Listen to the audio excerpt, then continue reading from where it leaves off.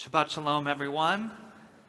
And Shabbat Shalom to everyone in the sanctuary this morning. It's good to be together and good to see people IRL, as we say in real life. A few weeks ago, as we were preparing for Tu B'Shvat, I spoke on Shabbat morning about a type of refocusing, a push for us to intimately familiarize ourselves with the natural world, to strive to get us to a place where we can readily identify trees, plants, flowers, and herbs with the same fluency that we can identify corporate branding or professional sport logos. And I made that push as a way for us to enrich our lives, that by a better sense of immersing ourselves in nature and creation, we can find a different and ancient way of connecting to God. A return to creation with the gratitude of all that nature gives us. This morning, I'd like to use this time for a bit of an addendum, because I think my sermon that Shabbos was missing an important component, and I want to offer myself some tochacha, some constructive criticism, fitting for this morning of Shabbat Mishpatim, Shabbat Shekalim, and Rosh Chodesh Adar. This is an important Shabbat, textually. I mean, they all are, yes, but this one is very important. There's something very significant and something really beautiful that happens on this Shabbat morning. This one holds some importance for defining who we are as a people. Because this Shabbat we read one of the most profound and powerful lines in all of Torah. A quick reminder of where we are. The Israelites are at the foot of Mount Sinai, and God is speaking to them in thunder and lightning in this great sensory explosion of divinity and awesomeness, so powerful that they have to request to Moshe Rabbeinu to step in and serve as an intermediary because the holiness is just too much. They say they can't handle it. We need Moshe. You need to step in and serve as a conduit for this power that we're facing. And with this incredible and defining moment, this people called Israel is given Torah. Laws and statutes, guidance and ethics, a manual for a life of limitless meaning and potential. And this week, here's the important part, we read about how our ancestors responded.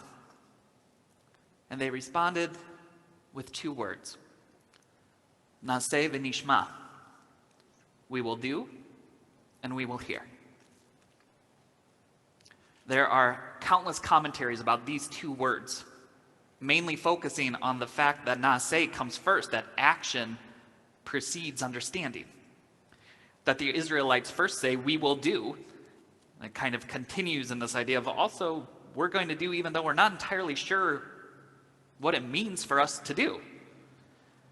And then they add, we will hear, in a way suggesting that them and all of us, as their descendants, we will spend our lives listening to the meaning, the purpose, the necessity of these mitzvot to which we have agreed. But rather than focusing on the order of that statement, which I know is easy for us to do, we want to go there. As Jews, our instinct is to drash, to dig, and to explore right from the get-go. I want to invite us to sit for a moment with the intensity and the severity of those two words, Naseh v'nishma. Because with those two words, something profound happens. There's a cosmic shift that takes place with those two words. At that moment, we agreed to covenant. We agreed to covenant. We stood beneath the chuppah of the clouds and stars. We signed our ketubah, our marriage license, and we said to Torah, Harei mekudeshet li. Behold, we are consecrated to one another. And then we said, Ani ledodi v'dodi li. I am to my beloved, and my beloved is mine. When our ancestors uttered those two words, they, and by extension all of us, l'dor v'dor, from generation to generation, entered into marriage, into a cosmic marriage. One that, like all marriages, is complicated. One that carries with it challenges moments of frustration, of hurt, of confusion, but one that, again, like all marriages, requires the elimination of the I and the replacement of it with the we. From that moment, we made a commitment to act in the best interest not of ourselves, but in the best interest of our partnership. And to do something that is very hard for us sometimes, to relinquish some control, to expand our perceived capabilities, and to trust that the we is greater than the I. And so this is where I need to offer myself some tochacha, some constructive criticism, because my words that morning were admittedly pretty I-focused. They were about how rewarding it can be for the individual me to appreciate nature, how I can benefit from a deeper understanding of the natural world around me. And of course, missing from that take is our wedding vows. And directly connected to those vows, missing from those words, was the painful truth that this beautiful gift given to us, the world in all of its beauty, its splendor, its riches, its usefulness, its wonder, has been definitively abused, neglected, and forgotten by us. The very ones who promised to love anything and everything connected to Torah and to God when we said those two words so long ago. Missing from those words was the awareness of the hypocrisy of asking us to take more joy and pleasure in the shade, the beauty, and the oxygen of the trees, while our normal course of action is to cut them down in excess and to not bother with planting new ones, or at least committing ourselves to renewing, reusing those products that we take for granted.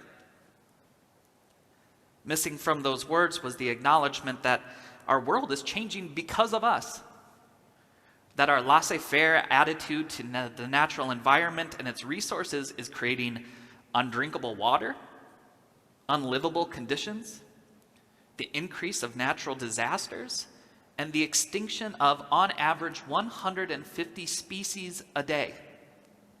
A day. Now, before anyone gets upset with me, let me clarify. This isn't a political charge for us to take on climate change. I'm not suggesting we lobby for any particular interest, and I know that politically there are a lot of nuances and different aspects to this conversation.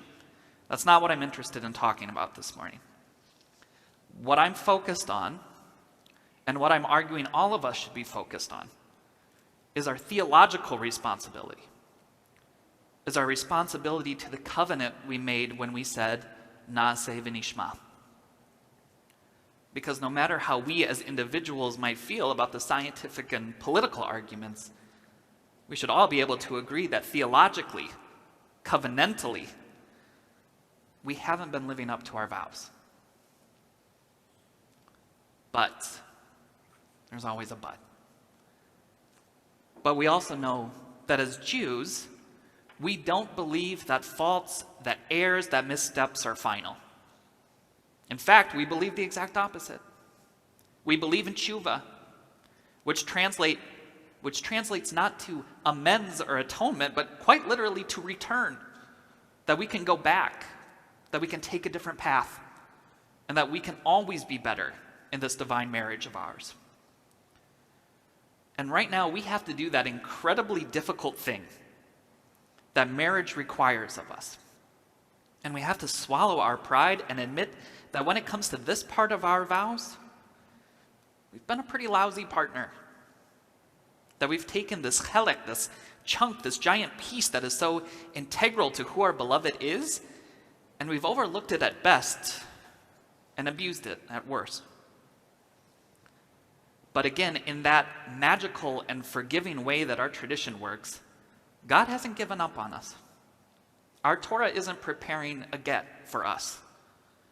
Because God knows, because Torah knows, that we're not just capable of living up to our words, but that as Jews, we have this sacred stubbornness that allows us to do the extraordinary, to shock the world in the most beautiful and unexpected of ways.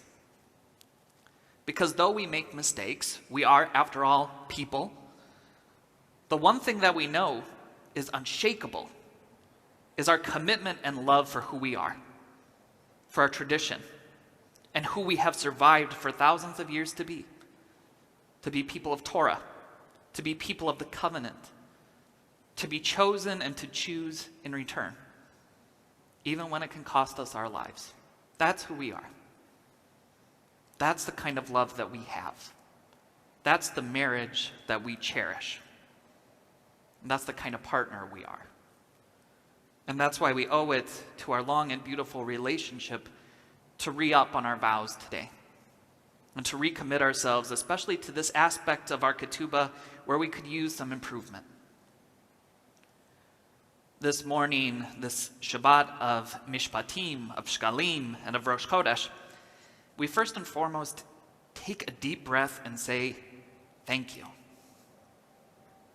To sit back and soak in the gratitude of being a partner of this covenant, for having these gifts of Torah, of community, of family, of this new month of Adar. And then after we let out our breath, with the words of Torah on our hearts and on our lips, we need to say those ancient and loaded words again. Naaseh v'nishma. We will do, and we'll try to understand, even when it's hard for us to get it. We will. Because to us, our marriage is everything. And we're going to show just how deeply in love we still are. As we prepare now for our Musaf Amidah, I'll invite all of us to save a minute or two of silent prayer at the Amidah's conclusion to make a commitment this Shabbat. To start with one way to improve on our vows of taking care of appreciating, of respecting and loving this world of ours.